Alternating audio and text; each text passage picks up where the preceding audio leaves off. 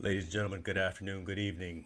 James Hicks here from Hicks New Media and Infotainment News. Tonight is a very different night for Infotainment News. We're talking about a different topic, which, quite honestly and quite frankly, I know nothing about. But that is the reason why I have two knowledgeable individuals. And tonight we're going to be talking about altcoin. Altcoin, alternative currency, not just your Bitcoin, but other types of currency that's available on the market. And it's a relevant topic. And for that reason, I've brought two folks on who have some experience with that. So let me shut up and let me bring them on screen, on camera. Ladies and gentlemen, first we have Andrew and we have Eric. Gentlemen, how are you tonight? Doing well. Doing well, doing well. Awesome. So, as I mentioned in the intro, I don't know what I'm talking about, right? But I wanted to have this conversation because I think it's a relevant conversation. I think that there are folks who are interested in this. Well, I know that there are folks who are interested in this because, look, every day at work, I'm sitting here with CNBC on and the TV behind me, and alt currency, cryptocurrency is a topic that is brought up frequently. I believe there was actually some high profile news last week, as well as the currency market or Bitcoin or something specifically reached a high trade value. So let's start kind of at the beginning. Andrew or Eric, give us kind of what your take is as the what is altcoin. Sure, James. I can start off just real quick here. So basically, I'm Andrew, and 7 years ago, I got into cryptocurrency. Coworker started talking about Bitcoin. I'm like, what is that? I have no idea. I started looking into it, got pretty paranoid, thought, wow, the government's going to come after me even for searching for this stuff. But over time, got a little more comfortable with it. Eventually, sent some money over to the Mt. Gox exchange in 2013 to try it out. That was around the time that the price was about $270. The price started going up a little bit, then it dropped. It went up and down. It was volatile. It got my attention. And then since then, I started mining it for, a couple different iterations of mining it. And honestly, I'm very interested in blockchain and decentralization and some of the philosophies behind it, even more than the currency aspect of it.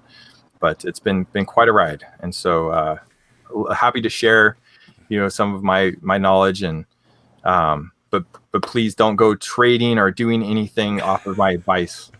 Definitely not a financial advisor. That's your legal disclaimer right there, right? Any knowledge or any advice that I give you tonight, don't take that to heart. Yep. Okay. Got no agenda here. I'm just here for James to share some information.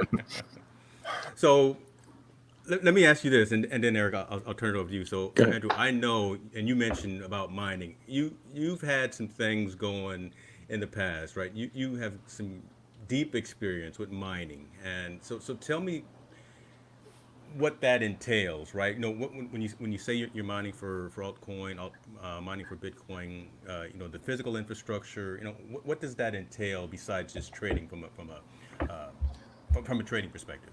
Yeah. So by mining, basically it's like, it would be like you're the Federal Reserve. You're printing money. So basically, you get the computers, you connect it up to the network, and if your computers are set up right and you solve the problem that the mining algorithm is looking for, then you get the cryptocurrency connected up to your private keys. So basically, it's like you get a piece of the pie. You create a piece of the pie, like a baker. It sounds like SETI to the nth degree, right? So I've done all of the SETI stuff, right, and trying to help solve medical algorithms. Mm-hmm. Have my CPU and doing those types of things. So it definitely sounds more involved, more resource intensive. Again, if you're going to set up a mining rig and things like that. So, Eric, talk to us a little bit about where you come in when it comes to altcoin. Because let's be honest, and I'll give you the credit. This was your idea to have this show. So let me give you the platform and give you front of camera. My disclaimer is also I am not a financial advisor, and I'm really on the trading end of this this. I don't know what do you want to call it, of this adventure. Andrew is a lot more in depth, and as he's mining this, as he said, they're, it's the back end is like blockchain, and they're looking for these algorithms that solve for something. All right, so. For me, we got introduced to it. I don't know if you remember way back. I want to say it was like about 7 years ago, when it actually wasn't even there wasn't. It was like $10. This guy was they were making these Bitcoin ATMs, and we're in Vegas at the what was the it was the one behind. All right, don't get me in trouble here. On we're recording, and Dude, we're on Facebook. well, anyway, My mom is probably watching. This guy, no, we were there for a CES, remember? And then what these Okay. guys were trying to do, this That's was right, the business end when they were trying to introduce the Bitcoin. So it's always been in the back of my mind, and I always thought, hey, it sounds interesting. We didn't actually take him up on the $10 because it wasn't a Right. It was can you early, can you imagine if we did though? But anyway, yeah. I've always only been on the trading end of it, and it's just been recently that I got in. I started looking at, I got some Bitcoin, probably not full Bitcoins. I'm not paying $9,000 for it, but I started trading in some other altcoins, some alternative coins, and I look at that because as the coronavirus is hitting, as all these other things are happening to our country, they're gonna be trying to find a better solution at not just printing a whole bunch of the dollar is probably worth there's going to be another alternative way to use money. But anyway, I got on it merely on the trading side of it, just because of the excitement. After from working from E-Trade, I started just saying, hey, you know what, this could be something for me. So Right. and I started studying the whole blockchain thing. Right. Talk to me a little bit about, so again, this is layman's terms coming in, just asking questions. Talk to me, what is the controversy piece though, right? I mean, there seems to be, I remember the early conversations, again, watching in CNBC and financial news and things of that. There's always seemed to be some type of controversy. And maybe, Andrew, you hit on it a little bit by saying, again, you're quote unquote printing your own money. Maybe that's the issue. No, that would definitely, I mean, that's definitely territory that I think used to get people in trouble, and it still could, I'm sure, depending on where you're at. But yeah, I'm basically printing money. It's sovereign money. I didn't ask anyone permission, and it would be pretty darn hard to take it from me. I'm sure it could be done, but it's very different than a bank. It's just the absolute opposite, and I feel like in a lot of ways it's very empowering. And it's a good alternative. It's a good way to hedge against the current system and the paradigms. There's just a lot of politics, in our, obviously in our current situation. And this is a way, at least for me, it gives me hope that there's another way to do this. Maybe there's a way where, people can have more control over their destiny. And, it could be better or worse. I mean, there's a lot of responsibilities when you start trying to have your own cryptocurrency, try to keep those keys yourself. I mean, there's a lot of things that go wrong. I've had multiple times where I've been basically ripped off. When the Mt. Gox exchange went under, I think, what was that, in early 2014, I lost my Bitcoin in that. I lost some when the BTCE exchange got, taken over by, it got shut down by the feds or something terrible. And there's a lot of times, because this is a permissionless global paradigm, there's nowhere to go to figure out what the source of truth is for any exchanges you're working with. You don't know whether they're quality, whether they've been audited, whether they're just straight up run by the mob, or whether they're like real business people, putting their blood, sweat, and tears into some new financial tool. It's really hard to tell. Sometimes it takes years to learn that something you thought was legit wasn't, and sometimes you find that out because the government takes over the website and stamps it out, and so that's how you know that, oh, I guess that wasn't actually legitimate. And so I've tried my best to steer towards projects that I thought were founded in good values, weren't trying to rip people off. But through my 7 years, I have seen more scams go on in this space than in anything. It's just unbelievable the greed that that people have and what ends they will go to do suckers. So it's just this crazy mix of, on one hand, you've got this super strong technology that's, basically unbreakable, and at least in our current period of time. And it allows for complete transparency, and, you can trust this algorithm instead of trusting a person who could be corrupt. But at the same time, people try to take advantage of that and get what they can from it. So it's a delicate balance to get through this stuff and not lose your money. You have to have a lot of patience. Right. So Well, go ahead, Eric. I'm sorry. Oh no, I was gonna say, think of what is the dollar? What is the dollar? What does the dollar do? The dollar allows us to be able to record a transaction. So it's like, hey, I wanna buy say you're selling a ball. I want to buy that ball. And say, here's $1 for that ball. You give me that ball. That's that transaction that's recorded. And Andrew hit it on the head. You definitely want to do your research, because what I tend to look for are coins or programs that actually solve for a solution. Let's take, for instance, the cost. Well, okay. So what he's talking about, the differences is that you have dollars, which is regulated by the Federal Reserve. You have what this is deregulated. And what I mean by regulated is that when I try to take money from here and to move it over here, you have this third party process that says, hey, you know what?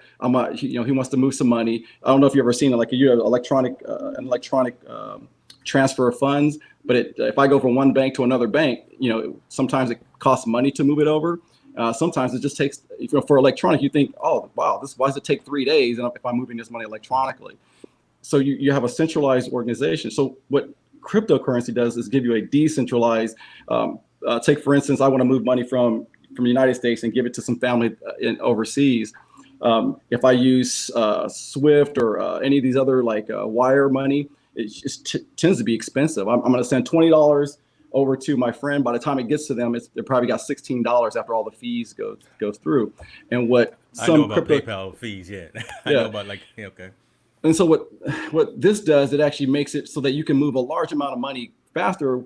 And I'll talk about some of the cryptocurrencies that I tend to look at or lean towards that allow you to move large amounts of money or an amount of money at a fraction of the cost and faster. Okay. Those are some things you can look at. Some of the ones I look at, maybe XRP or Exa or Stellar, or any of the ones that I'm going to talk about, usually solve for a problem like that, like solve for inexpensive way to transfer money, ways to have a contract that allows, these are things that you want to do your research in when you're right. Looking at cryptocurrencies. But Andrew's right. There's literally thousands out there that if you don't do your research, you can get ripped off on. Right. So let me ask, those symbols that you meant, those tickers, right? I'm just going to use my old Dow Jones stuff here. Are those companies or are those currencies themselves that you're talking about, right? I'm trying to just wrap my head around the dynamic of, you guys have mentioned a couple of different exchanges, a couple of different XRTs. What are those? Are those companies or are those? Explain that. Andrew can probably talk more about that. Yeah. Go ahead. Go ahead, Eric. No, again, from the standpoint I am, when I look at something like XRP, it's usually, and again, Andrew, correct me if I'm wrong, XRP is the actual currency, which XRP is they call it Ripple. Ripple has ties to the bank, so it's the bank's network, and they've created this. But I think what it is the software that pushes that is behind that or in front of that, if you will, is XWrap or something like that. So I'm not really sure how the mining portion of it goes. So the XRP is actually the exchange itself. The cryptocurrency, correct? Okay, so it is essentially one of those altcoins, similar to Bitcoin. Okay. Yeah. It's a similar to not. It's an alternative coin, correct? But as far as the back end, I know XWrap is the tool or programming that, if you will, that they're using to transfer the funds or transfer the money. What the XRP, what the Ripple is itself, I want to say is the currency, is the transaction. Okay. I don't know. You probably know more than I will, Andrew, about what that is front end. Yeah. So I've following the stuff for a long time. So in the beginning there was Bitcoin. Bitcoin is the first cryptocurrency. I think it's a UTXO, so user generated transactions on a network, and it's mathematics, cryptography, and it kind of started out as an experiment, and then as people started using it more, it just picked up steam.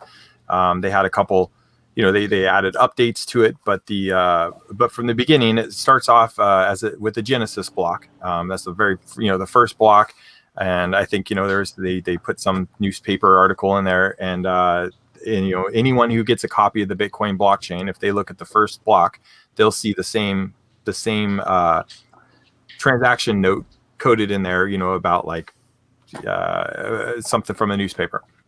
And then later, someone made a change to they took the Bitcoin open source code, they changed a couple things, put it back out there. People started using it. They called it Litecoin. And then later a whole different type of network. It wasn't a UTXO type network. It wasn't built off of the Bitcoin code base. Ethereum started getting popular, and that's they call it like a Alternative, like virtual machine, I guess. It's a different. So it's got a whole different style of how the network communicates. A lot more features, but these things still worked on the backs of mining. And mining basically is the way that the network finds the consensus for what is actually in the database. That's the blockchain, because in the blockchain, everyone has a copy of it. They all have the same copy of the information, and the network and the miners together work out whose idea of what is in that chain is the prevailing one, and will go forward. And it does this like a clock, just over and over and over again. And every tick that happens in the past, it could be mathematically validated to ensure that all along the way, there's not a single link in the chain that has ever been manipulated or changed for any means. It's just not possible with our current technology to alter the Bitcoin blockchain and maintain its everyone's consensus that it is the way it is. And it could get pretty complicated. But not all cryptocurrencies are mineable. There's a bunch of cryptocurrencies that aren't mineable at all. And in fact, what they really are databases that are centralized and controlled by usually a very small number of people. And they can make a lot of money off of this stuff, and they're able to market it heavily. And exchanges get paid money to list cryptocurrencies. So sometimes cryptocurrencies that I would basically say are a complete scam end up becoming massively huge. Once they snowball enough that enough people are making money with it, it's so many people are paid off that no one wants to call it out. And a lot of people get confused on what's a legitimate cryptocurrency and what's not. But just because it's a scam doesn't mean it doesn't work and doesn't make people money. And a lot of people, they want to transact money, they want to move it around, get some, send some, and it doesn't matter whether it's a mineable cryptocurrency or any other type of cryptocurrency. But the problem with the cryptocurrencies that aren't mineable and haven't been released ethically are that a lot of times there will be holders that have a whole bunch of the coins that they basically made for themselves, and they can control the price of the coin with that.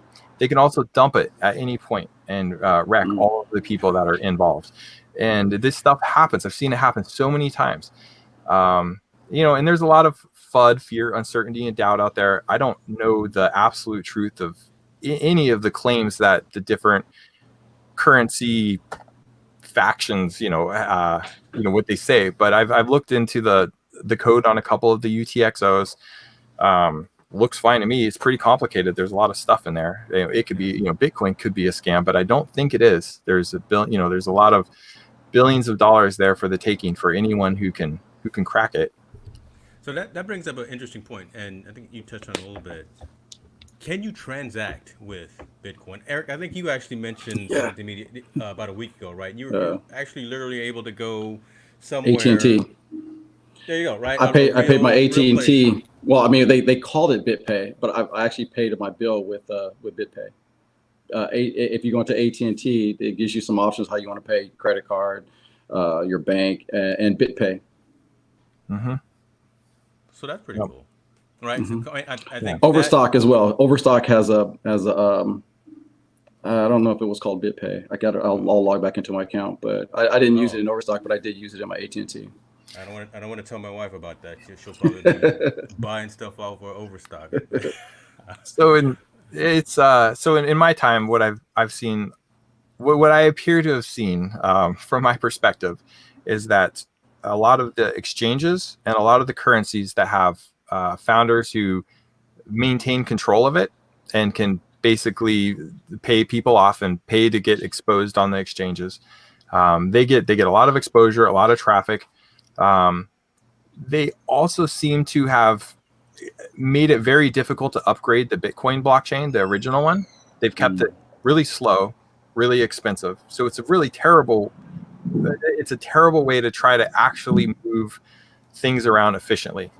You can pay for a cup of coffee with it, and the transaction fee will probably cost you 10 times more than the coffee, and you won't get it until it's cold. This is true. It's just really slow. The technology is super outdated.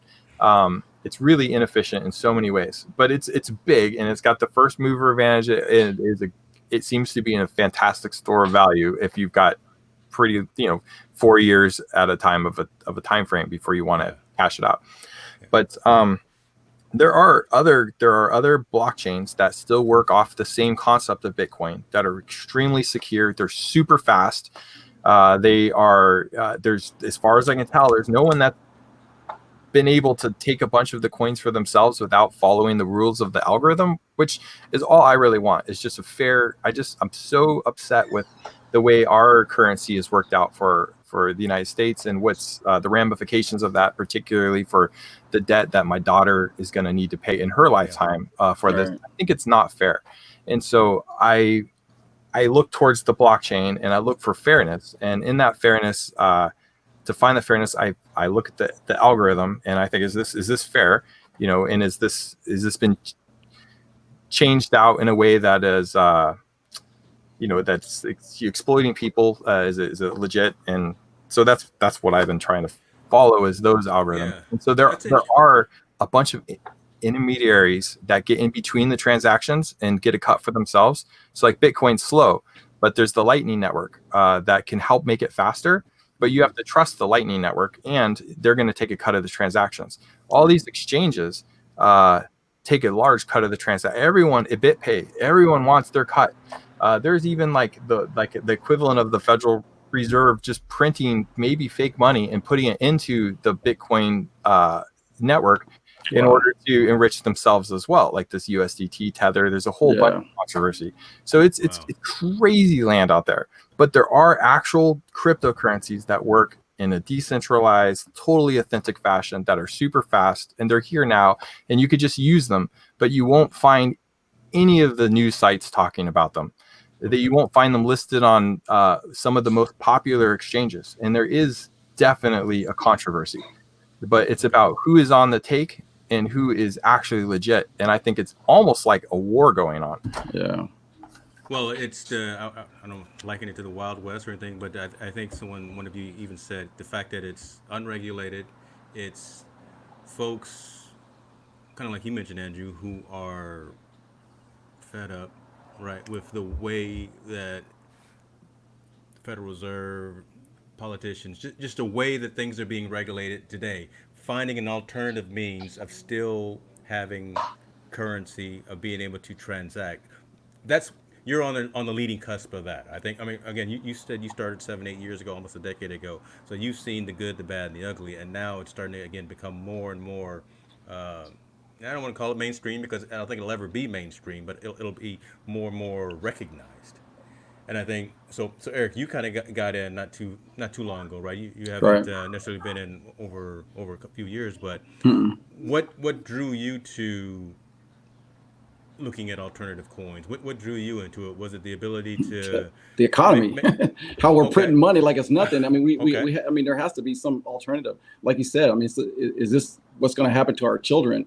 We printed so much money, and what do we have to back it up? All these dollars, and then with COVID, and then printing another $1 trillion of putting it out there has to be a better. So I've really just been kind of dabbling in it and trying to see, like you said, I don't know. I think what an opportunity is, though, is for someone to create a layman's term so that we can understand, hey, what the algorithm should look like, and what, if is this fair? Because like I said, I'm going by just researching. I'll look at stuff like even though it's the decentralized, the two that other than Ethereum, because Ethereum, I've been trading in Ethereum and in Ethereum Classic, but other than that, it's been XRP, Ripple, and also Stellar. In my mind, XRP is still kind of tethered to the bank's network. So I guess a group of banks that have networked together to be able to transact. So I've been looking at that, but like everyone can look at different options, on their own. But again, for me, it's a shot in the dark, because I don't know what's going to be a scam. I don't know what the algorithm should look like. But I bet that would be a great opportunity if somebody could come up with an interface that says, "Oh yeah, this looks good." I mean, does that make sense? If we could be able to track something like that, like I can look at a register of my checking account and say, "Okay, yeah, that I spent that. I said, these are my transactions." But how do I know if these coins are going through the right channels or getting so like I said, I've been kind of taking a chance, and and I'm not looking at. I'm not going to go and spend $9,000 on Bitcoin. Yeah, I was going to say, so talk to us from your perspective, because again, you said you're coming in from a trader's perspective, and Andrew's, I think, is coming more from the mining perspective. I mean the whole infrastructure piece. So I guess you guys talk to each other. Eric, talk to us about what's on your watch list or your pick list right now, and let's have. I'm gonna let you guys have that dialogue while I just sit back and listen and learn. Well, two of mine are on the top 12 list, and they got a ranking here.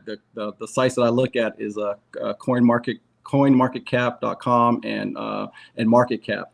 Market cap gives you more of a, hey, it's trading, and what I mean by trading is trading every day. That you see the ticker going click click click, it's just moving all the time, and they're really in like cents, half cents, less than a penny.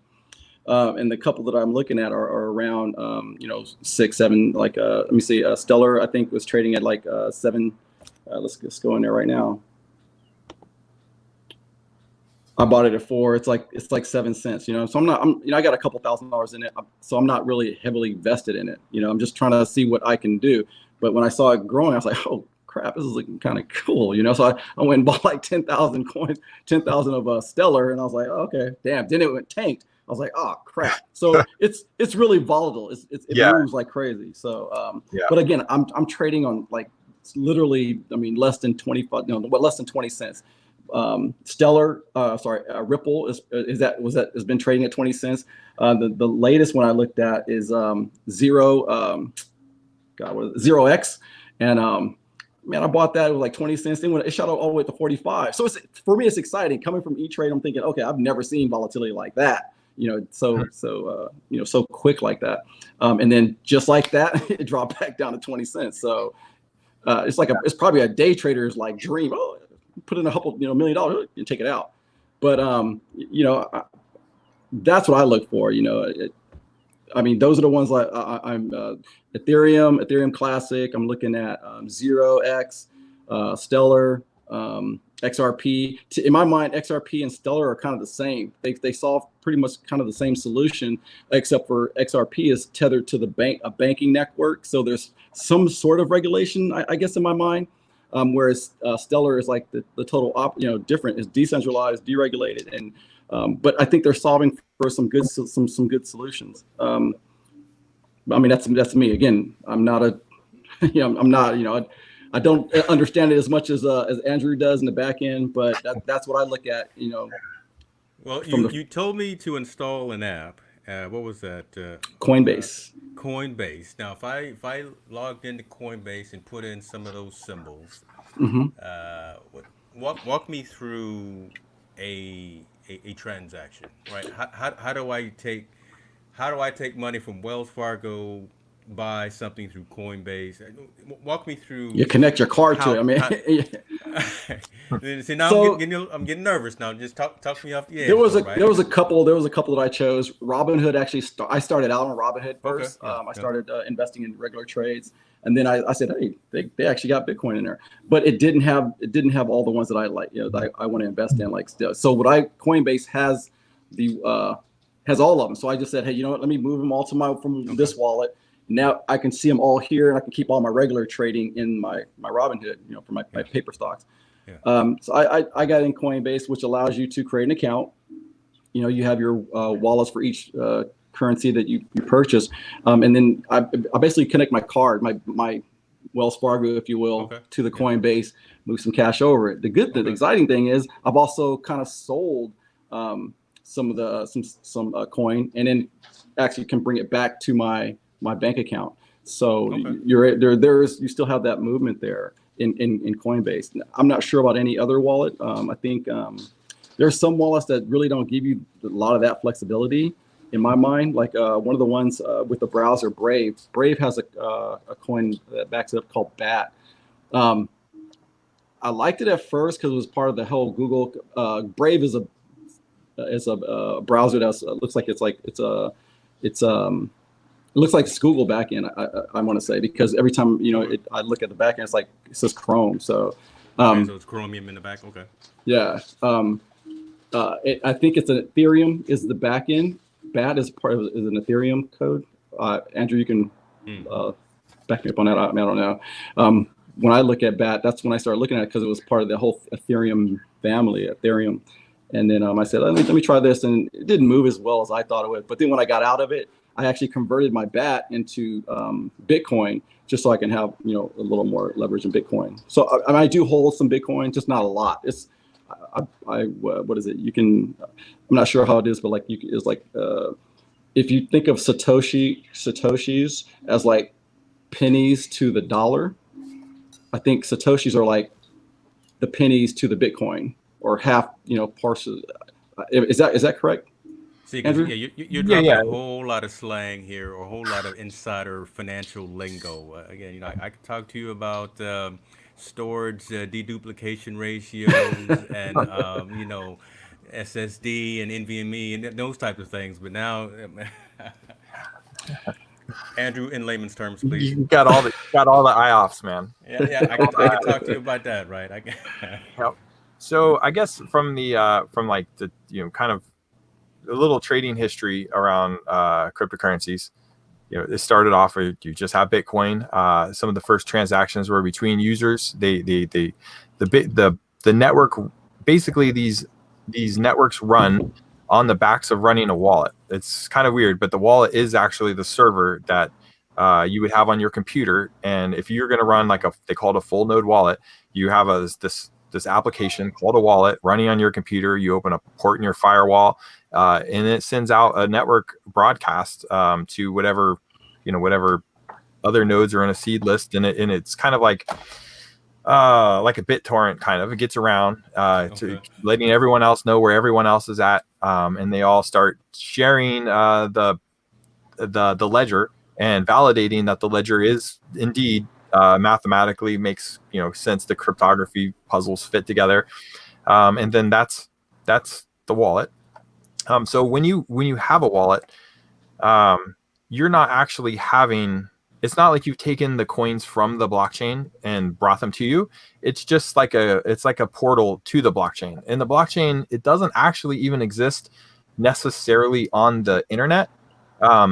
It's just the contents of what's in the ledger. That's the blockchain. It's just the contents of the ledger. So you can turn off the internet, turn everything off. Your coins don't go away.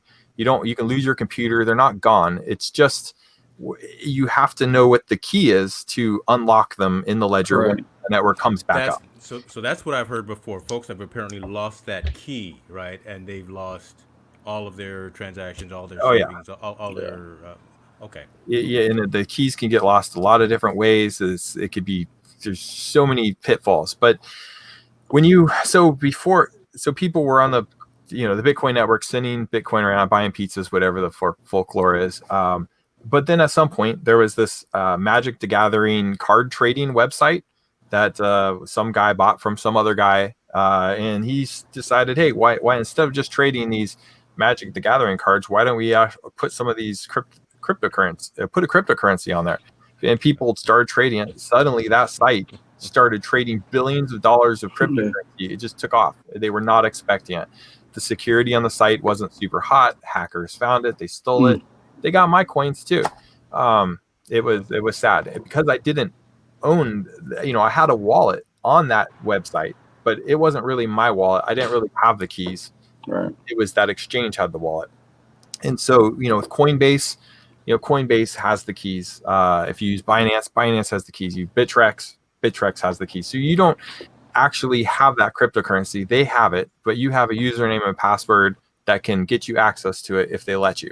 Right. And there's been plenty of situations where an exchange that has people's cryptocurrencies suddenly decides that they don't want people to have access to it. Occasionally it'll be because someone like the state of New York comes along and says, hey, we don't want you transacting with our people because you don't follow our rules. And so that exchange will say, okay, everyone that's coming from New York, you just can't get in anymore. You're SOL. And that's happened. Oh yeah. New York was the first place they started trading. So I don't know if you've watched that the movie, how the Bitcoin all started out. But like he said, it was a couple of okay. So there was like this mystery guy, is it Satoshi?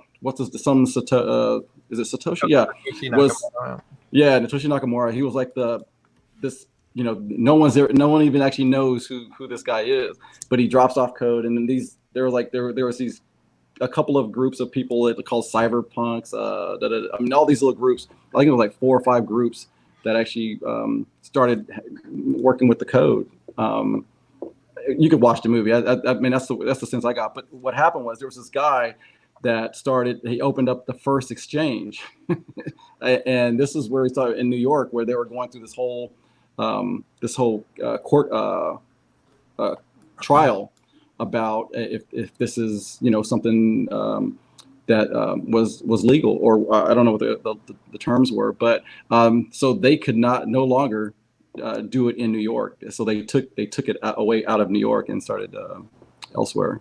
Yep. Okay. Yeah, I did my little Google Wikipedia search right there.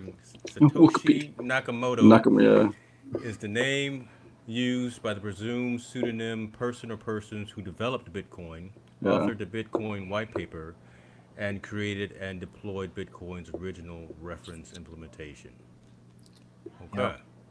Yeah, there's like pretty much any keyword you say related to cryptocurrency, there is a long controversial story around it. Everything. It's just conspiracy theory wonderland. It's amazing, really. And that's what draws you. That's what draws you both to it, right? Just the fact that you're walking on that edge, and that's interesting. Okay. Yeah, it's nearly dissuaded me a few times trying to navigate between. I don't want to get caught up and have regulators come after me because I've mined the wrong coin at the wrong time, or I didn't do something. And sometimes the laws change after you've done something. Then you try to look back and you think, am I going to have to get a lawyer to try to argue whether I could have even had a chance or not? So when things aren't regulated, that's good because you can do things that you couldn't maybe do otherwise, but it's bad because the laws can change and you could be on the wrong side of that. But at this point, though, things have gone, I think, wonderfully well. I think that cryptocurrencies have come into the mainstream like I never would have thought. They were so obscure before, so hard to work with. But I did think if they came around, I thought that they would be more on the merits of the technology and less about people propagating, like their own self-interest. So I wouldn't say it's all gone well. I think it's actually gone kind of bad.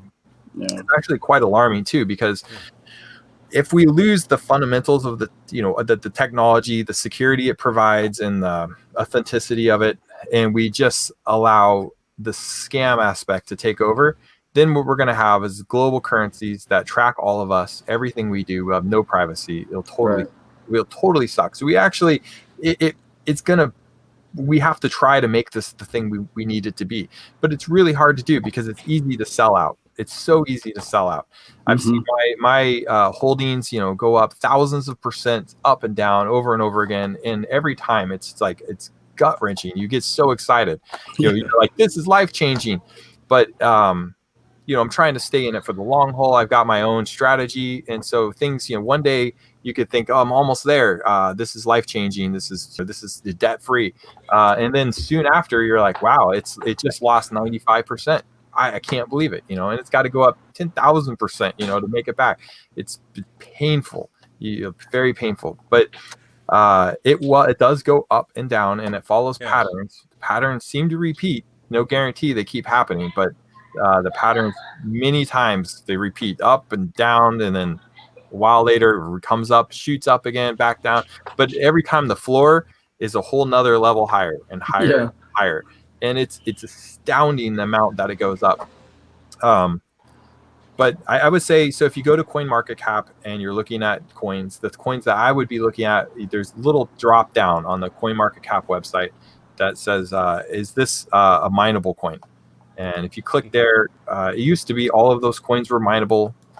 More recently, I think the company Binance, the exchange Binance, bought CoinMarketCap and started to put their own currencies that they actually don't mine and control the market cap of, what I would call a total scam. They put those into the mineable list. They now own CoinMarketCap. It's getting harder for the data aggregators for a regular person to have access to information that is actually not been manipulated, that is not up to catch you. So, and the other thing is, I don't want to dissuade people from going out and experimenting with the stuff and having fun with it. And if someone, and there's a lot of money to be made in currencies that you may not understand how they're really working. And if it's going up, it's going up, and that's got to be enough for most people to have some fun with. But if you get really serious about it, I would look at the mineable cryptocurrencies, look at things like Bitcoin, but not necessarily Bitcoin.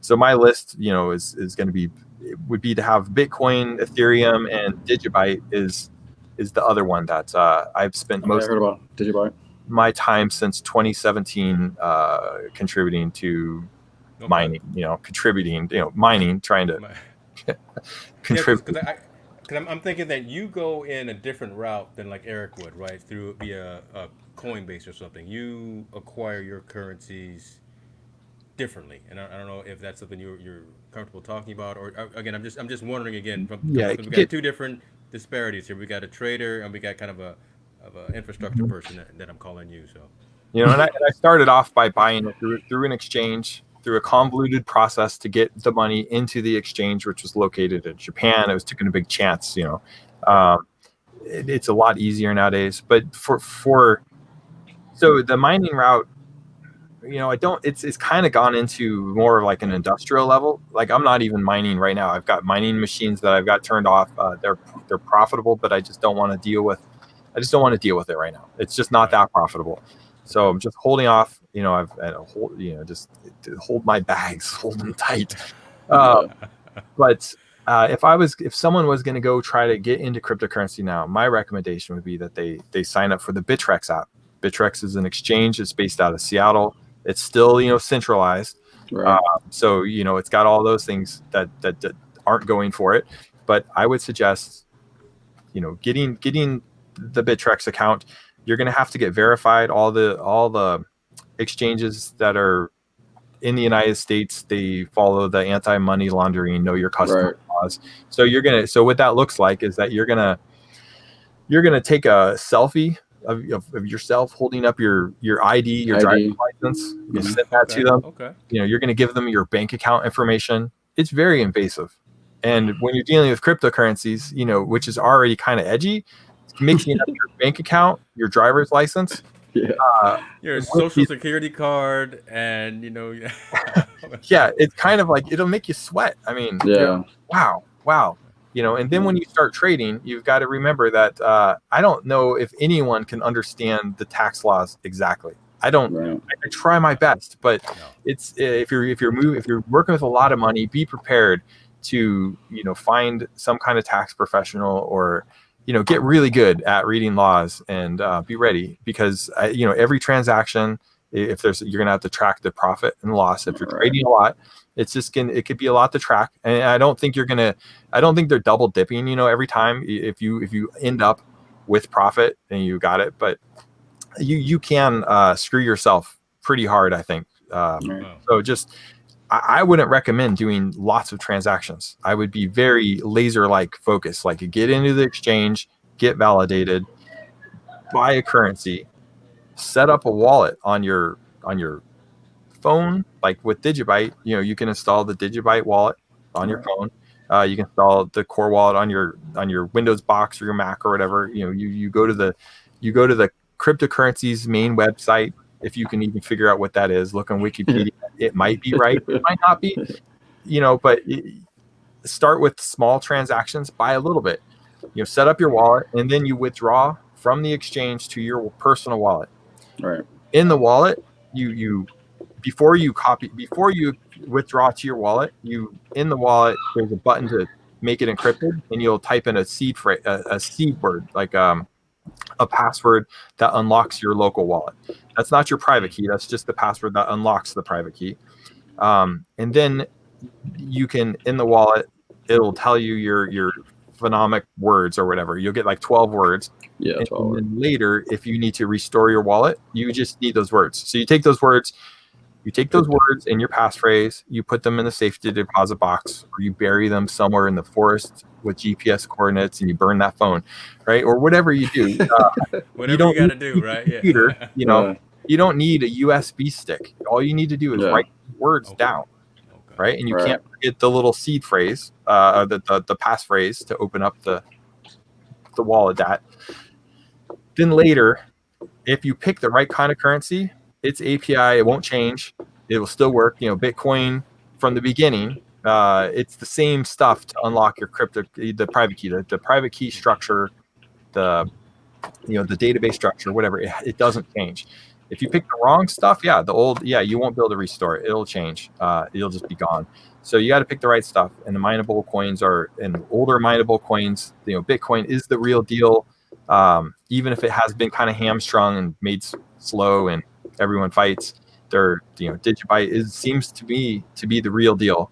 I don't think there's anyone who has too much of it, and it's just pretty well distributed. You want it to be peppered around so that no one has too much, except for yourself, if you can make that happen. It's good to be selfish, right? I mean, I think what I'm hearing from both of you guys is that there's, as with everything, right? That's I'm gonna say anything that's worth it, there's risk, right? And be cognizant of what you're doing, what you're getting into. But the long and short of it is, Andrew, you've been around the block a few times, and you've got a couple of bumps and bruises, but you've wiped yourself off, and you got more pros than cons, right? About the whole engagement and interaction. Eric, you're getting into it now, and you're seeing some positive gains, and coming at it kind of a different route, and you're seeing some positive gains. So I like what you just said, Andrew. In terms of how to set up all of that and understanding the whole USB key. You don't need that anymore because folks have gone through those issues before. Lock your passwords and your passcodes up in a vault somewhere. From a closing stance now, I guess. So, Eric, let me start with you.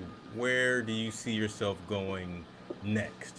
Right. So, what are you going to do when the markets are the markets Monday through Friday? I mean, is this something that's every day?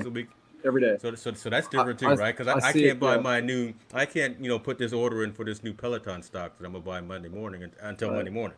So but okay, so it's every day, and so what's the next move that you're doing in terms of building your wallet, your base? Like you said, I have a goal. Like I said, I don't want to do a whole bunch of transactions. So like I said, I have a number of. If I look at what I want to get, then I get that one number. And then for me, it's going to be long term. And again, I look at this as an opportunity because even though it's not like you said, mainstream or something that we're doing right now, it's education. So, now when people are looking to say, hey, how do we do this when it becomes mainstream? If it becomes mainstream, Andrew's, he's got one avenue where he's got his bumps and bruises. I have one way of how I'm following my trends, and I have bumps and bruises. But then I'll be educated. It's really educating myself again, mine's for long term. So I bought like 10,000 of this. I bought like 10,000 or 2,000 of this, and it's going to be the long haul. So I'm going to wait. It trades. It goes up and down. If I don't like it, I'll just get out of it, which I shouldn't have got out of that. But anyway, it's a learning curve for me, and it's going to. But it's like at work. I'm trying to make it so that they don't ever have to come to me. My job as a consultant working at the airport is trying to make my software so that when I leave there, they just pick it up. But for whatever reason, it's become like almost like a career now, because now they're keeping me here. But it's a good thing. But again, while I'm doing this trading and later I'm educating myself where people are not even, I don't think a lot of people are still educated on cryptocurrency and what this does. They're going to be looking for someone to be able to advise or to be able to educate them on this. So I look at it as an opportunity in the future. Again, it's all long term for me. There you go, Andrew. And what about you? What's you said you've unplugged the rigs, but what's next for you on this journey? Well, I think it's already been a long-term journey. I feel like I'm getting close to the time where I'm ready to meet some of my financial goals. I'm not there yet, but I think this next market cycle could be the one. I kind of been there's like a perfect storm of things going on in the world right now that could make cryptocurrency become very valuable. And so, but basically I would say to someone else, just plan on the long term, and also listen to the old timers when they say not your keys, not your crypto. Don't trust the exchanges, don't trust anybody. The least amount possible. You want to trust people the least amount possible. In control. I normally don't go up on the internet and talk about this stuff. This is very rare. Yes. So this is an exclusive, right? I will, I'm being very cautious in terms of how I refer to you, but this is definitely not taken lightly. So, and the other thing is that I would never plan on hiding. I used to be interested in, I mined dark coin for a while, and there's stuff like Monero, there's privacy coins. There's ways to try to hide your transactions. I've kind of given up on that concept. I almost feel like at this point, anything that can hide the transactions, ultimately the same like badness that we're trying to get away from is going to own us in that place as well. And so my big goal here is I'm like, you know what, it's just going to have to just come out with it, and we're going to have a currency that you can see the transactions, you can see the history of it. People are going to have to speak for their actions. This is putting the truth out here. And I feel like I want to pay my taxes in cryptocurrency. I absolutely want to see where my money goes to the government and what they do with it. Who do they pay? Where does it go? Right. I'm mining so hard to find out how I can see what they're doing. And so that's how in my mind, it's a flip around, and I can see them trying to keep it from happening, but I want the truth out there. And I think that the way that the stuff is traceable is the truth. And I'm coming for them that direction. I'm coming for them with honesty. So here we are. Man, really quick. I was gonna leave it alone at that, but go ahead, Eric.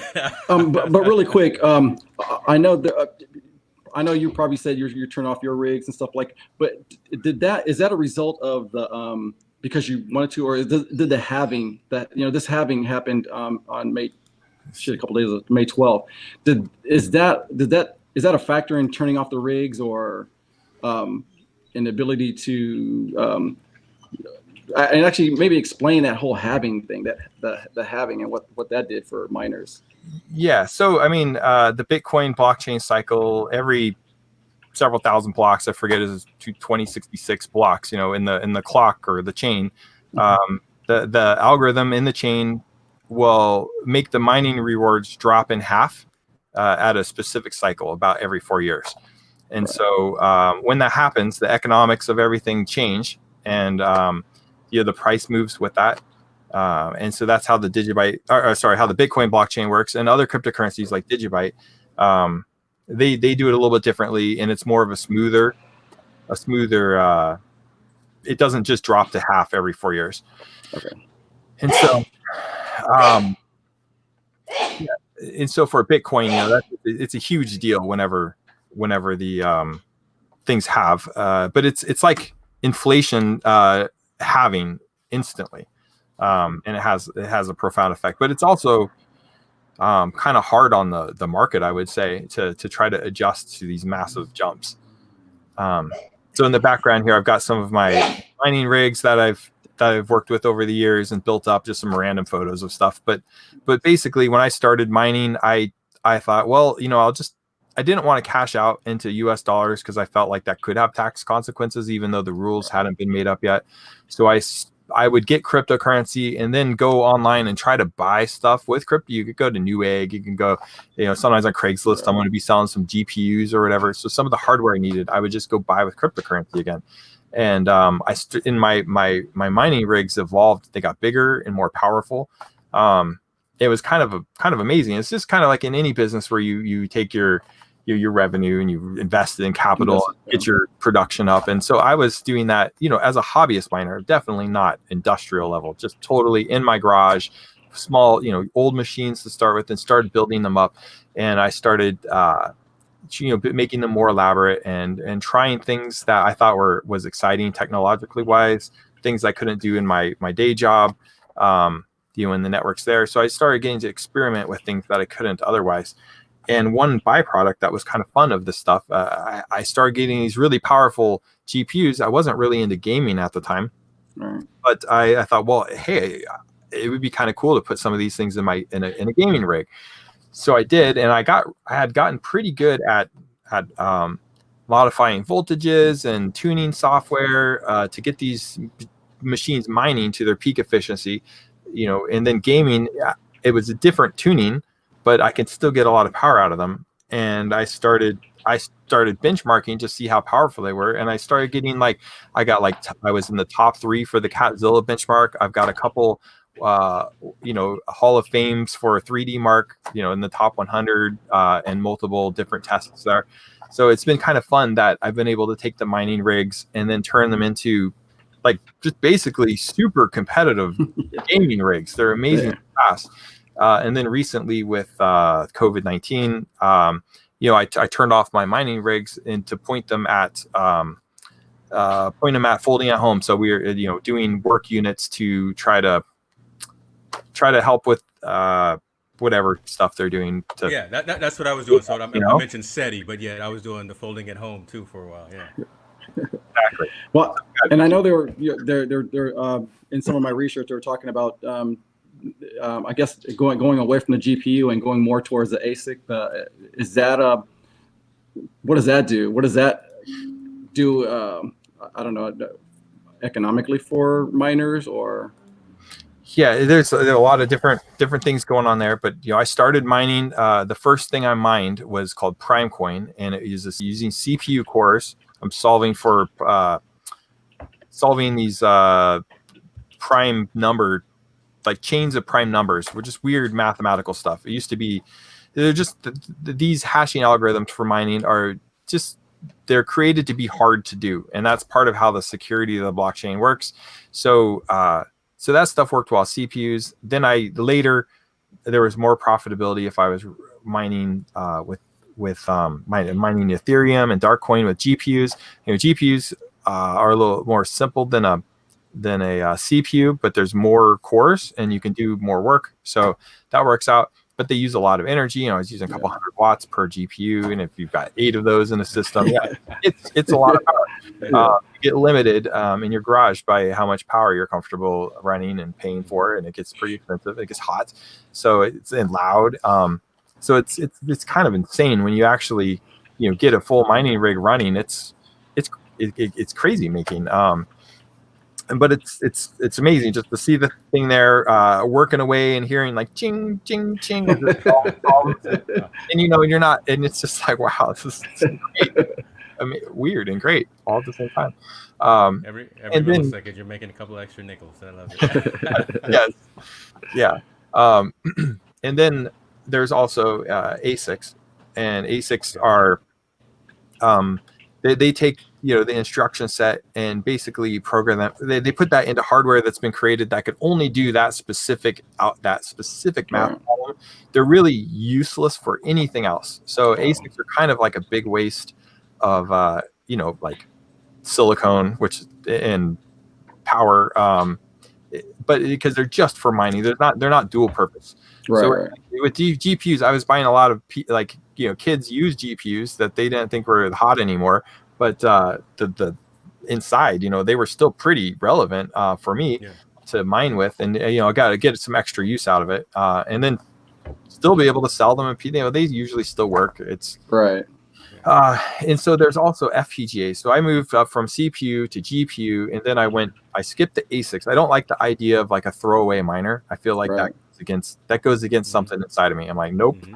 But the FPGA is like an ASIC, but it's fully programmable. And these are the kind of chips and systems that you find inside, like, I don't know, your Tesla or whatever, that's running some, it's running different parts of a system. And so and these things will solve problems with very little energy. And Digibyte has like 5 mining algorithms that are part of it. And so one of those is a new one, and you can mine with FPGAs against it. But what this means is that my mining rig only uses 64 watts instead of 1500 watts. And the parts, when I'm done with it, can be sold again for people to do whatever they want. They're like these Intel, Nano DE10s. But one of the issues is that when you do, like, the mining is constantly changing from out underneath you as industrial miners come into the game when the profitability is there.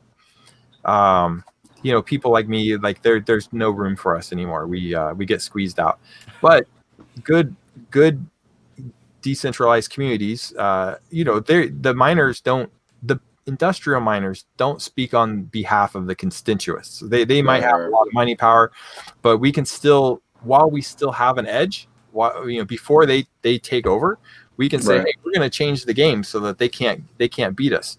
And so we change it out, and we keep changing it so that we try to stay. It's always going to be a moving target to stay one step ahead of greedy people that are going to try to take it from you. And so we work together to stay one step ahead. And that's where the FPGAs and ASICs and GPUs and CPUs come in. Yeah. There's the community aspect of it. Boom! Just blew my mind again. Hey, I bought on folks who would talk about this because, again, this was a interesting topic, and I am just going to say I have more questions than I had before. I will say that, but I'm clearer than I was when we started, right? Just doing my own research and trying to figure out how to narrate, produce this particular segment. So I'm gonna do some homework and do some more investigation. Who knows? We may do an altcoin V2 here to talk a little bit more about this and get a little bit more into some background. But I mean, on that note, I guess I would say, gentlemen, thank you for taking some time out of your evening to talk about what I can definitely tell both of you are quite passionate about, right? I mean, you see that there is Potential. good in doing what you're investing your time, resource, money, all of that into, right? So, I mean, that has to be commended, that has to be recognized, that has to be respected. That being said, if anyone wants to get in contact with you, individuals, Andrew, you probably will be hush hush on that. So I may just take you off camera right there, right now. But Eric, we see you got you're showing your Twitter ID, your handle right there. How can folks at least get in contact with you in case they have some questions about this? Eric at ericbergs.com is one way. That's probably the only way. That's probably the best way to get a hold of me. But again, I don't have that background that Andrew has. I'm merely the front end, and I don't give financial advice. But no worries. But like you said, you gotta do research. You can't. You have to see for yourself. Again, I mean, hopefully there'll be a point to where this becomes something that we can see, potentially see as a way to, I don't know, change our economic pattern, I guess, if you will. Yeah, but that's a good point. yeah, who knows? Right now it's still up in the air. I love it. I wish you guys well. Who knows? You may give me. I installed the app. I haven't set up an account yet. I'll figure something out. I'll go to you, um, more knowledgeable individuals before I put any nickels into the system, because before I get in trouble at home, I can't. Yeah. I got college to pay for right now, so Daddy can't buy too many more toys. But on that note, gentlemen, again, thank you very much for your time. Thank you. Appreciate you. Thank you everyone who logged in. James Hicks here from Infotainment News. You can follow me at James Hicks on all social, and we will see you for next episode. You guys be well. All right. So. Oh, yeah. Wait forever.